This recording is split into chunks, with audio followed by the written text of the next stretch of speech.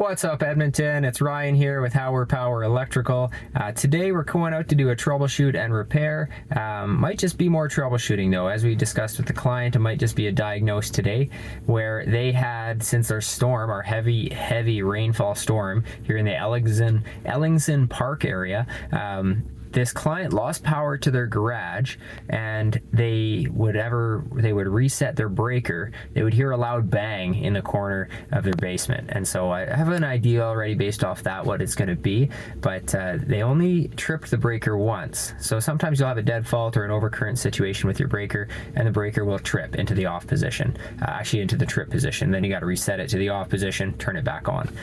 It only tripped for them once, but whenever they'd hear that bang, they'd turn the breaker off, and then when they turn it back on again, they would hear the bang again. So they would just turn it off, and then that's when they decided to call us. So here in Edmonton, we've had so much heavy rain that I'm pretty sure it's related to that, and I'm pretty sure it's an underground break, and pretty sure they have concrete all the way between their house and their garage, so we might have to get creative with a solution.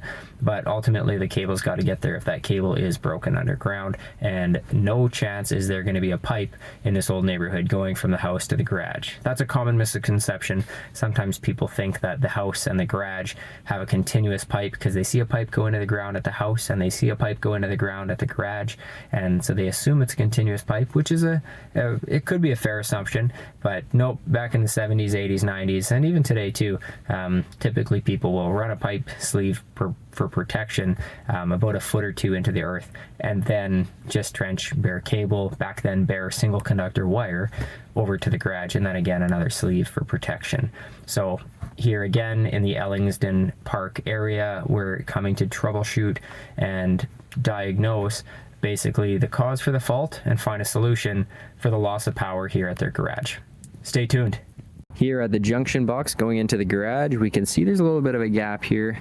That's my first thought. Fill that up with some duct seal. But when we go to our conductors, we have line 1 and we have line 2, and then we have our identifieds, and the power is still off at the breaker. It's a 2-pole federal breaker, but I am getting some continuity, about 400 ohms from line to line, and 400 ohms from line 1 to identifieds, and about 160 ohms from line 2 to identified. So now we're going to break up this connection so I can isolate and check if this ohmic value is reading from house to garage line or from garage junction box to garage line. Stay tuned.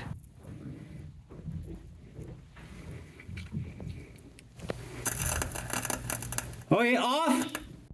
Here we have the junction box that goes outside, and we've found our problem here.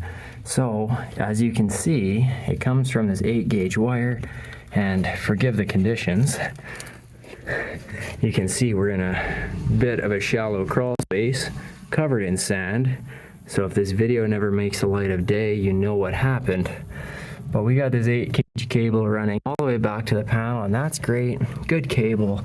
It's all copper. She comes up in here, and if we look closely, we can actually see this white wire is pretty charred. And you might not be able to tell, but this bond wire should be copper colored, but it's not. It's black. As well, it's worn onto this pipe. This neutral is worn onto this pipe, and these 2 black wires are also charred and discolored because they also have fallen victim to this arced out fault. So a couple things have happened here. As we can tell, the heads of the screws are rusted. So there's been high humidity here, high corrosion here, and with that, there's no bushing on this pipe, but that hasn't really caused the issue. The cause is the humidity underground, and this cable has broken, likely just on the other side of this foundation, but there is concrete outside.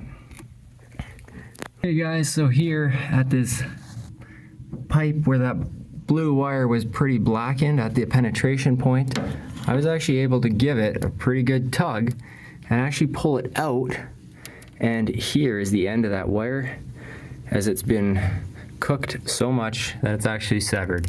So I was actually able to pull this wire out from that pipe, and I wonder if I can pull out the other one too, because they're already broken. Yep, there we go.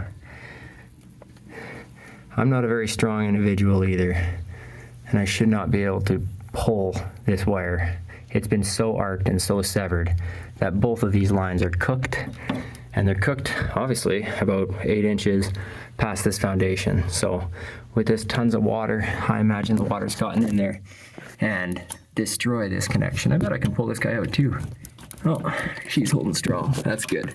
Oh, not this bond though. Here we go. 3 for 3, tugging and breaking. I bet with some bicep curls, I'd probably be able to pull out this bad boy too. But she'll be there for now. The other ones are broken.